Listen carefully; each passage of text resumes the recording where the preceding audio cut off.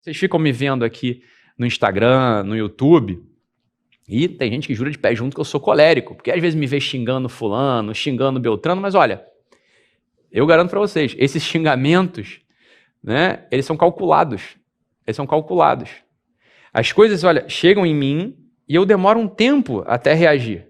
Eu demoro um tempo para reagir. Falo, eu tenho um temperamento que está para baixo. Meu temperamento ele não é nem colérico, né? Alguns podem até achar que é sanguíneo, mas também não é sanguíneo, ele está para baixo. O meu temperamento do Dr. Ítalo é fleumático. É fleumático. E a gente já vai explicar aqui as diferenças entre eles. Então, pode ser também um temperamento, né? Você pode ter uma reação, né? Uma reação interior mais superficial, com menos duração, ou você pode ter uma impressão, uma reação interior com mais duração, né? Com menos duração, você está do outro lado, né? Você está, né, de um dos lados e você é, então, portanto, ou sanguíneo ou fleumático. Se você tem uma reação mais duradoura, mais profunda, então você é colérico ou melancólico. Percebeu ou não como é que a gente faz essa distribuição? Você faz essa distribuição. Então, olha só. Se eu reajo rápido, mas de modo superficial, rápido e superficial, você é sanguíneo. Rápido, mas duradouro, aquilo fica em mim, você é colérico. Eu sou lento na minha reação e superficial, eu sou fleumático. Eu sou lento e sou, né, mais profundo, eu sou melancólico. Essas categorias, elas já servem muito pra gente, mas muito mesmo. Isso aqui é o que eu tenho de mais rápido para te falar isso. Isso aqui, com isso aqui, eu já mato 80% dos problemas em relação a temperamento. Eu nasço com temperamento, eu vou nascer com temperamento, mas o temperamento ele não pode ser justificativa, não é justificativa para nossa falta de educação, para nossa falta de compromisso com a melhora, para nossos desvios morais. Ah, é que eu sou muito preguiçoso, Ítalo. É porque eu sou fleumático. Olha, isso a gente escuta toda hora. Não é assim, a gente escuta toda hora esse negócio. É que eu sou muito preguiçoso, eu sou fleumático. Mais ou menos. E até isso aqui que eu queria falar hoje na aula de hoje para vocês aqui, eu vou fazer uma relação entre os 7 vícios capitais, isso é novo, né? Isso eu não falei em nenhum curso, nem está nos meus livros. Eu vou fazer uma relação entre os 7 vícios capitais, que eu já digo quais são, e os 4 temperamentos. Qual que é a maior predominância, né? Existe uma predominância natural de vício em relação aos temperamentos. Então, não é desculpa, tá? Não é desculpa. Agora, é muito importante eu saber que certas coisas não vão mudar. E deixa eu falar para você, né? Não é que seja bom nem mal, tem um monte de coisa na vida que é indiferente. Né? A nossa consciência reta, ela aprova o bom, rejeita o mal e permite o indiferente. É assim que a consciência reta faz. Né? A gente vai aderir, né, ao que é bom, vai rejeitar o que é mal e vai permitir o que é indiferente.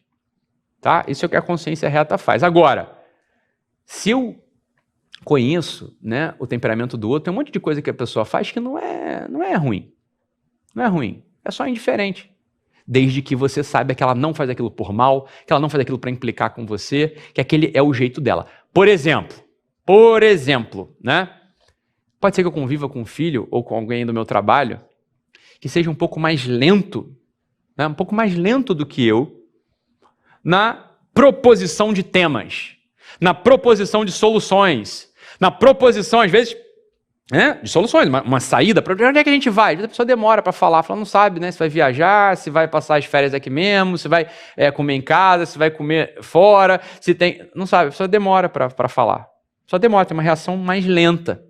E você já pode julgar logo que aquela pessoa já não está se importando, né? Não está se importando com a empresa, não está se importando com a família, não está se importando comigo, a pessoa não se importa com nada, né? A pessoa não está se importando comigo, não está se importando com ninguém. Olha, às vezes essa pessoa você tem que começar a reparar em outros domínios da vida dela. Ela faz isso só com você? Se ela faz só com você, então provavelmente é implicância mesmo. Mas, às vezes ela não faz isso só com você. Ela faz isso no trabalho, no esporte dela, ela faz isso com a família, pai, mãe, sei lá, né? Então você começa a perceber o seguinte, olha, aquilo não é pessoal, é o modo de funcionar dessa pessoa. E às vezes é isso, olha, às vezes ela reage, né, de modo mais lento, mas também, quando ela pega uma coisa como própria, quando ela pega uma coisa mesmo para fazer, ninguém segura. Ela vai fundo, e às vezes você não. Então, olha só, a gente está aqui falando entre a relação de um sanguíneo, ou seja, reage rápido, mas a duração, a persistência naquela proposta, naquela proposição, naquela tarefa é mais dificultosa. E o outro é um melancólico. Ele reage de modo mais lento, mas quando ele pega aquilo como próprio, por quê? Porque durou dentro dele a reação. Ele vai até o fim. Percebe ou não como que esse olhar, ele melhora a nossa relação com as outras pessoas? É ou não é assim? A gente começa a julgar menos. A gente se torna imediatamente mais paciente. Por que a gente se torna mais paciente? Porque a paciência, ela é fruto do amor. E para a gente amar, a gente precisa conhecer. Então, a ciência dos temperamentos eu gosto de chamar também, quando eu dou aulas sobre esse assunto, eu gosto de chamar da ciência do amor. Por que ela é a ciência do amor? Porque, olha, é a base do amor. Ela não é um amor elevado, profundo, alto. Não. Mas ela é um amor de início. Você começa a amar, inclusive, os defeitos do outro. Porque um monte de coisa que a gente chama de defeitos são só características. Você entende isso que eu estou querendo dizer ou não? É natural que a paciência comece a aparecer dentro da gente. Porque você começa a conhecer melhor o teu filho, você começa a conhecer melhor o teu marido, a tua esposa. É ou não é assim? Você começa a conhecer ele, aquelas pessoas. Aqui agora, nesse momento, eu queria que você pegasse aí o teu caderno e vamos aqui aprofundar um pouco. Vamos deixar a coisa mais gostosa. A gente já entendeu mais ou menos esses polos, né? A gente já entendeu essa colocação, né, desses polos. Então, reage rápido, reage mais devagar, a coisa dura ou a coisa vai embora, né? Mais rápido. Isso aí a gente já percebeu, a gente já pegou isso aí, tá? Então agora eu queria que a gente aprofundasse. E aqui está a coisa nova que não está nem em curso, nem em livro, não está em lugar nenhum. Vocês sabem, porque eu já falei, quem é Guerrilla Way das antigas, leu aquele caderno de ativação lá do início, lá dos primeiros meses, acho que foi entre os 10 primeiros cadernos de ativação, eu acho. Tá, eu falei sobre as 7 bostas interiores. Lembra disso? Das 7 bostas interiores? Elas ali são os 7 vícios que a gente tem e que todo mundo tem. Todos nós somos ruins da mesma maneira. Ninguém é ruim, preste atenção nisso aqui, ninguém é ruim de um modo inovador. Né? Ninguém inventa uma ruindade de repente. Agora eu fiquei ruim desse modo, é completamente original. Eu falei, meu filho, original só o Adão foi. Só Adão foi original no erro dele. Você tá entendendo? Então, ele foi o único ser que cometeu um erro original. Então ele era original mesmo no erro que ele cometeu. Depois de Adão, bicho, todo mundo repete os erros. Você tá entendendo? É o mesmo erro, todo mundo. Eu e você, todo mundo igual. Todo, claro, em escalas diferentes. E, preste atenção, são 7, né? Alguns têm mais tendência a ser de um tipo e outros têm mais tendência a ser de outro tipo. Então muda só o predomínio da tendência negativa e a escala, óbvio. Né? O predomínio e a escala. Isso vai mudar. E eu queria que você pensasse no seguinte, olha, vamos agora dar só um passozinho simbólico, não muito. Hoje não é dia de ficar falando sobre isso. Dá um passozinho simbólico. São 7. Em simbólica, isso aqui é uma chave para você. Em simbólica, são 7, né? Tudo que está no centro e no fim rege o que está no meio e no início. O que está no centro e no fim é como se fossem regentes, é como se fossem combustíveis que alimentam todos os outros. Dito de outro modo, e tem uma ordem, tem uma hierarquia entre os vícios. Dito de outro modo, desses 7 vícios, o quarto vício e o sétimo vício, eles têm uma prevalência em todos nós. Eles são regentes, eles regem. Eles estão presentes em todo mundo. Todo mundo tem o quarto e o sétimo vício presente e regendo os outros. Dito de outro modo, se o quarto vício está muito alto, os outros vícios vão estar muito altos. Se o sétimo vício está muito alto, os outros vícios vão estar muito altos. Todos eles. Tá ou não? Então, o quarto e o sétimo, eles são iguais para todo mundo. Por assim dizer, são iguais. Né? Em todo mundo. Então, olha só, são 7. Eu tirei 2. O quarto e o sétimo, que eu já vou dizer quais são. Sobram 5. Existe uma naturalidade de distribuição desses 5 vícios. Preste atenção aqui que eu vou falar. Parece difícil, mas é muito fácil. É assim, ó. O sanguíneo, ele tem mais facilidade ou mais tendência a ter os 2 primeiros vícios, porque são muito parecidos entre si. Por isso que a gente agrupa eles. Tá? O fleumático tem uma tendência a ter mais o terceiro vício. E o sexto vício, que é mais connatural ao melancólico, é o seguinte, né? O sexto vício é a inveja. Falei, para que uma inveja seja verdadeira, né? Ela precisa de observação. Você precisa ter uma capacidade de reter em você uma diferença específica entre a tua conduta e a conduta do outro. Entre os teus bens e os bens do outro. Uma pessoa distraída, né? Ela não vai ter uma tendência tão grande à inveja, porque ela não está nem reparando muito como é que o mundo, né? Ela não está reparando muito a diferença específica entre eu e o outro. Você vê que os filhos sanguíneos, as pessoas sanguíneas, eles geram a inveja aparece neles assim de um modo muito, muito superficial. A inveja é uma coisa assim que não é um marcante neles. É claro que não é um marcante. Você tem inveja mesmo, você precisou cultivar em você a diferença entre a tua virtude moral e a virtude moral do outro. Ou a tua falta de virtude moral, ou seja, a tua falta de inteligência, a tua falta de prontidão, né? A tua falta de graça. Tem gente que não é engraçado, tem gente que é sem graça.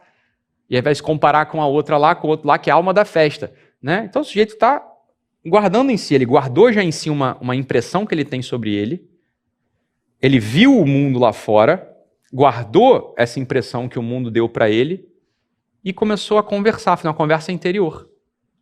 Começou a fazer uma conversa interior, de um com o outro. Pum, daí nasce o quê? Se você não é uma pessoa que quer melhorar, uma pessoa que controla o seu caráter, daí nasce a tal da inveja. Né? E a inveja pode ser de bens intrínsecos, esses que eu falei, por exemplo, intrínsecos, de dentro, né? Inteligência, humor, né? Alegria, simpatia. Ou pode ser de bens extrínsecos, né? A inveja mais própria do melancólico é a inveja de bens intrínsecos. A inveja de bens extrínsecos, ou seja, né?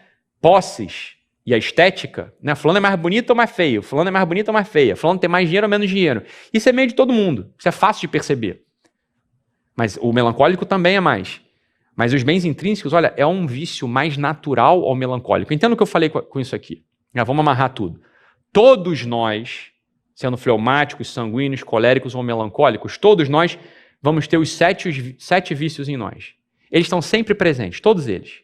Agora, aqueles que são melancólicos, eles têm uma tendência maior